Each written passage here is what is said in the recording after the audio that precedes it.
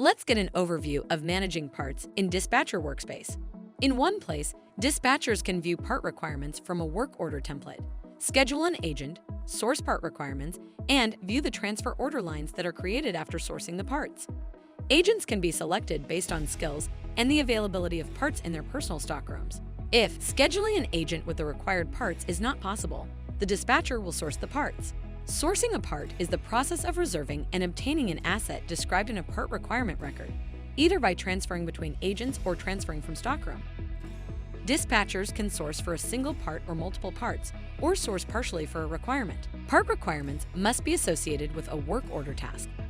If a work order is created from a work order template, the part requirements are automatically added to the work order task.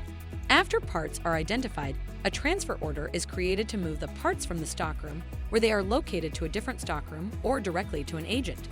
One work order task can have multiple part requirements and multiple transfer orders. Parts can be sourced completely or partially. To learn more, see our product documentation or knowledge base, or ask a question in the ServiceNow community.